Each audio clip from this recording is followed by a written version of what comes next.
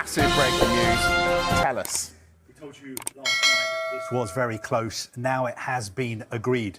Alejandro Garnacho is going to become a Chelsea player. He's leaving Manchester United. A deal has been agreed. It's going to cost Chelsea a £40 million fixed fee. Now, that is very important because we've been reporting that United valued him around £50 million. But I think Chelsea actually thought he was worth closer to £30 million. And we have reported in the past that Chelsea were considering opening bids of around £25 million. Now, I know some United supporters were very, very angry about those reports because they thought, hey, hold on a second, £25 million for Alejandro Garnacho. What are Chelsea playing at? Well, look, it's all been sorted out now. It is a £40 million fixed fee.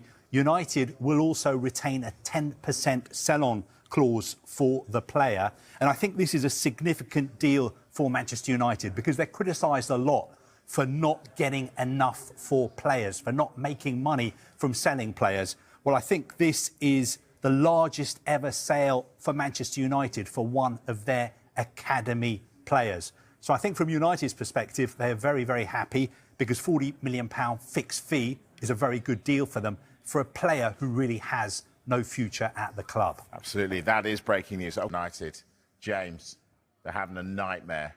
Will the transfer market save them? Well, they're close to agreeing a deal with Napoli to ensure Rasmus Højlund is no longer a Manchester United player come next summer. The deal under discussion is a loan plus an obligation to buy, and we understand the deal's worth around £40 million. The reason why I open up with that is because maybe this gives them a bit more freedom in the transfer market. We know that they're unlikely to try to sign a striker unless they saw an opportunity, and that opportunity came with Benjamin Sesko. But having spent the money they have this summer, it's felt like the majority of their work has been done. But based on what we've seen in the opening 3 games of the season, it seems apparent to most Manchester United fans that they need a new goalkeeper, to most Manchester United fans that they need a new midfielder. And I think Manchester United are aware of the amount of work that needs to be done on this squad. But unfortunately, you can't do everything in one transfer window. Even if you have an incredible window, it's so difficult to get all the players you want in because it's so difficult to get the players you don't want out of the football club. And United have so far struggled badly to arrange exits for the likes of Alejandro Garnacho, Jadon Sancho.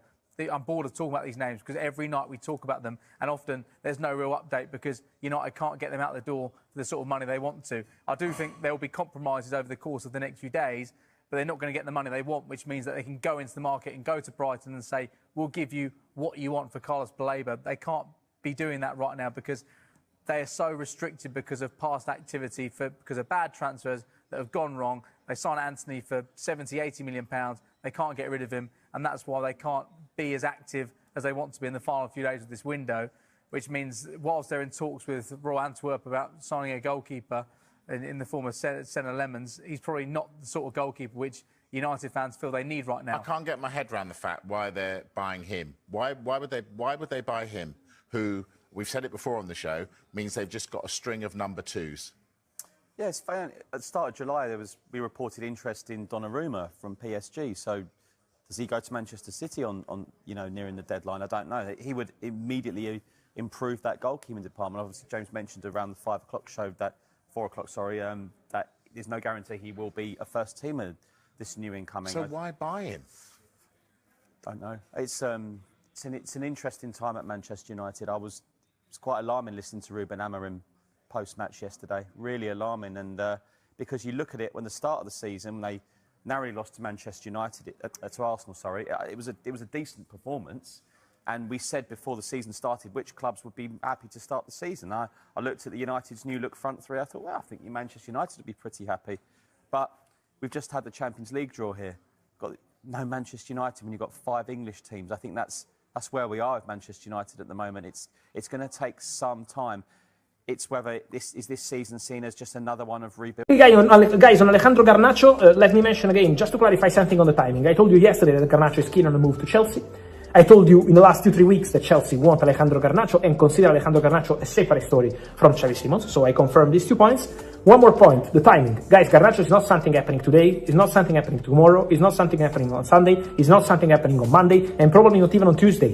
Garnacho to Chelsea. It's going to take some time before they enter into that, because they have to sell players, because they want to find solutions for that, for some of their players before signing more and more. So there are some steps to do, and also the valuation of the player is going to be important. How much Man United want, how much Chelsea want to offer. So timing for Garnacho is relax. It's not this weekend, it's not probably Monday, it's not even Tuesday. It's going to take some time. If Chelsea and Man United will be able to find an agreement. For sure, Chelsea are keen on Garnacho, and Garnacho is keen on Chelsea. That's for sure. Then you need to reach an agreement, and at the moment we are not even at the negotiation stage. And then, guys, on Xavi Simons, today, some messages from the player, removing Red Bull Leipzig from his Instagram bio. I talk Chelsea now. Lots to sort out at Chelsea. What's the latest on Christopher Nkunku? Bayern Munich are trying to sign him, but on loan. And they have made a bid to sign him on loan. That's been rejected by Chelsea. I think Chelsea feel that if the player is going to leave, it needs to be on a permanent deal this summer. He's still got, I think, 3 or 4 years left on his contract. He has had injury problems at Chelsea since his big money move. But for my money, I thought he looked really, really sharp when he played in the Club World Cup. And Chelsea is still asking for around 50 million euros for him, which is around 43 million pounds. But we're getting to the stage of the transfer window where people are trying to get players on the cheap. You know, I'm not saying that's what Bayern Munich are definitely trying to do,